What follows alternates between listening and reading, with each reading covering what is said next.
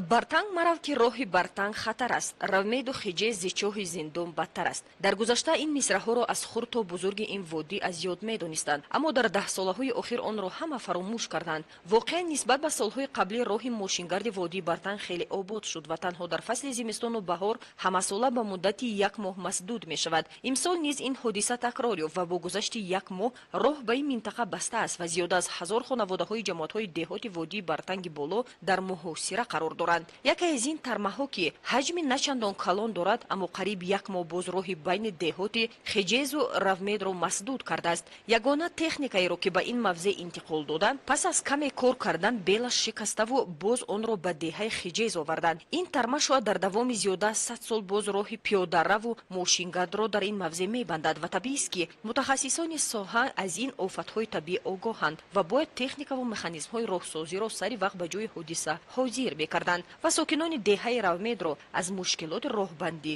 раҳо мекарданд.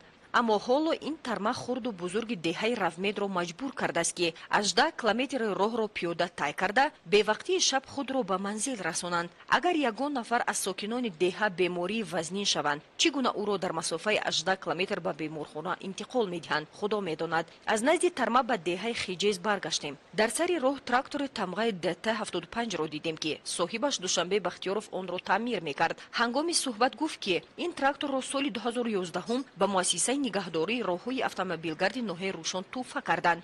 рангу рӯяш хеле зебо буд, аммо баъди ҳамагӣ чанд соли корӣ рангаш рехту механизмҳояш як аз кор монданд. воқеан касе ҳатто агар дониши техникӣ ҳам надошта бошад, медонад ки ин трактор соли 2011 истеҳсол нашудааст ва умраш шояд аз 40 сол болотар аст. агар сокинони деҳаи равмед умед ба ҳамин трактор дошта бошанд, ба гумон аст ки умедашон то 1 моҳи дигар бароварда шавад. беҳтар аст ки умед ба офтоб банданд, то ки бо шӯлаҳои сӯзони худ ин тармаро аз пеши роҳашон дур кунад. ин баҳсро бар дӯши муҳандисони соҳаи тракторсозӣ мегузорем ва худамон меравем ба як сӯи тармаи дигар ки роҳро ба тарафи деҳаҳои Сипонҷу, Рошорву Япшорв ва то худи деҳаи Ғудара маҳкам кардааст. ин тарма воқеан ҳаҷмаш калон аст. техникаву механизмҳои роҳсозӣ ҳам нисбатан нав ба назар мерасанд, аммо иқтидорашон дар баробари ин тарма ночиз аст. зеро дарозии ин тарма 160 метр ва баландии он наздик ба 28 метр аст. ба гуфтаи сардори муассисаи нигаҳдории роҳҳои автомобилгарди минтақаи бартанги ноҳияи Рӯшон Бахтиёр Давлатмамадов, ин тарма дар як мавсим 3 ё 4 бор аз қуллаи кӯҳ фуромада ҷараёни дарёи бартангро мебандад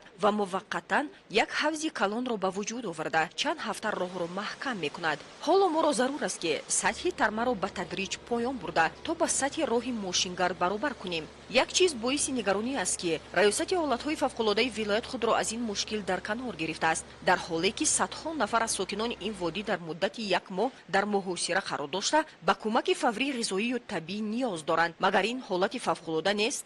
бо роҳсозон худоҳофизӣ намуда ба тарафи шаҳри Хору ҳаракат намудем.